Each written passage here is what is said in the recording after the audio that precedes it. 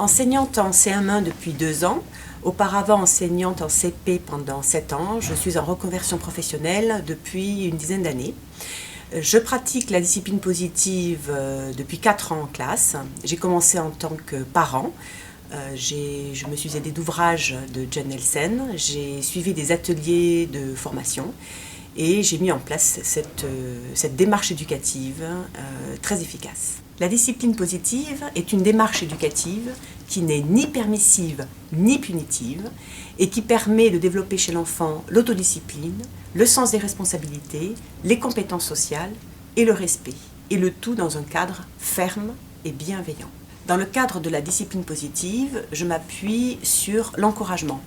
L'encouragement est un véritable carburant pour l'enfant. On pourrait croire qu'en encourageant systématiquement un enfant sur ce qu'il fait, il pourrait se reposer sur ses acquis. Or, j'ai pu constater qu'en encourageant régulièrement mes élèves, ils avaient envie de mieux faire. J'ai pu constater aussi que lorsque les enfants arrivent en CP, on les encourage beaucoup moins. Or, quand un enfant est tout petit, on va l'encourager. Quand il apprend à marcher, il va tomber une première fois, on l'encourage, on lui dit c'est pas grave, continue, relève-toi. Il tombe une deuxième fois, on continue à l'encourager jusqu'à ce qu'il arrive à marcher tout seul. Et dès qu'ils arrivent à la grande école, en CP, on cesse les encouragements. Et je pense que c'est un véritable moteur, un véritable carburant. La discipline positive m'a aussi appris à faire la différence entre l'encouragement et le compliment. L'encouragement est plutôt basé sur le référent interne de l'enfant, du type « tu peux être fier de toi, bravo, continue ainsi ». Alors que dans le compliment, le référent va plus être externe à l'enfant, du type « je suis fier de toi ». Alors, il est vrai qu'en maternelle, les enfants étant plus petits, on va plutôt se baser sur le compliment. Mais les enfants grandissant, on va plutôt se baser sur l'encouragement.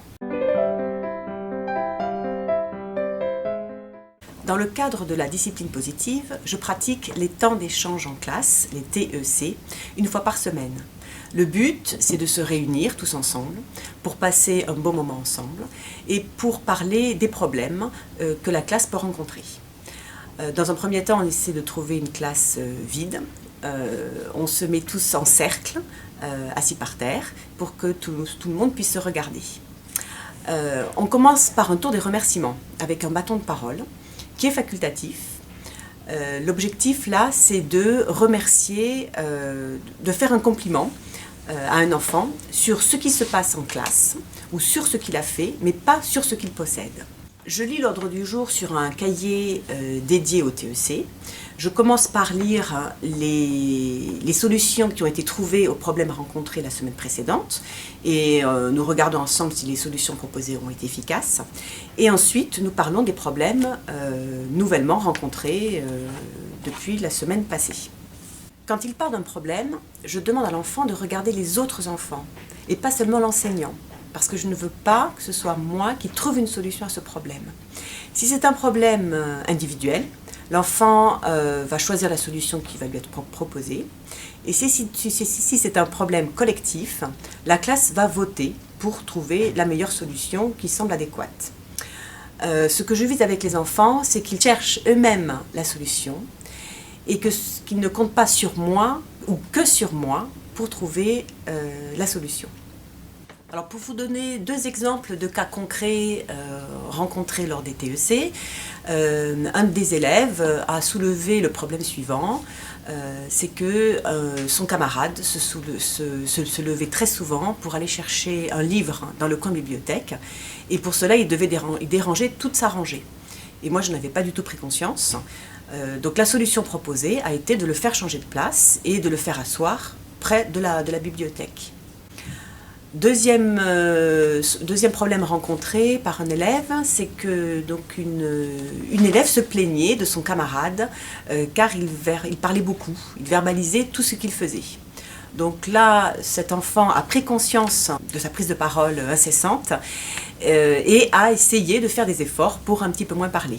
Mais ça aussi, je n'avais pas réalisé, et le fait que les enfants prennent la parole m'ont fait prendre conscience de leurs petites difficultés au quotidien, qui ne sont pas grand-chose, mais qui finalement deviennent enquiquinantes au fil de la journée.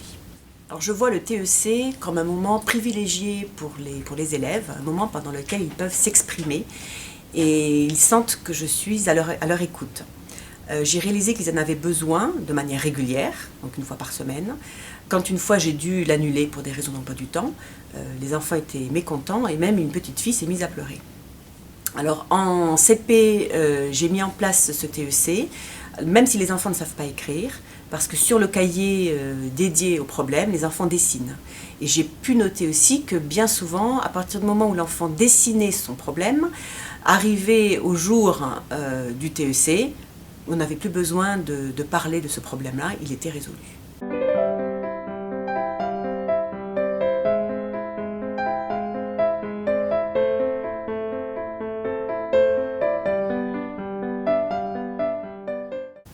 Alors c'est déjà arrivé, j'ai pu l'observer. Donc la séance suivante, je demande aux enfants qu'est-ce que ça vous fait de recevoir un compliment et qu'est-ce que ça fait de ne pas en recevoir. Et systématiquement, la fois suivante, des enfants qui n'en ont pas reçu en reçoivent. Et eux-mêmes, enfin bien souvent, ceux qui n'en reçoivent pas n'en font pas. Donc là, ils se mettent à faire des compliments.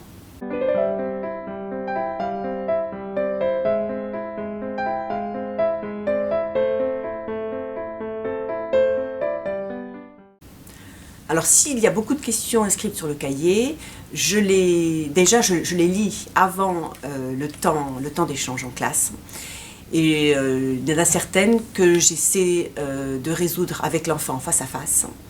Et si je m'aperçois qu'un enfant peut être mis en embarras dans une situation un peu particulière, je dis face à tous les enfants que ce problème sera évoqué avec l'enfant tout seul.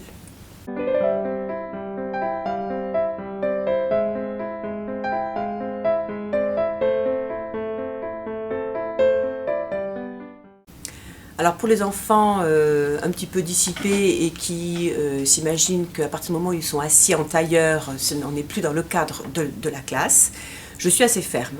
Je les exclus du groupe 5 minutes et je les réintègre au bout de ces 5 minutes.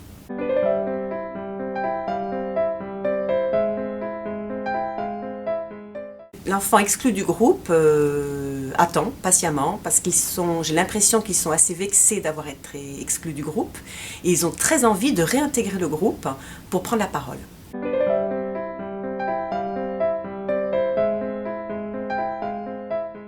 Alors les temps d'échange en classe durent environ 45 minutes en CM1 et 30 minutes en CP.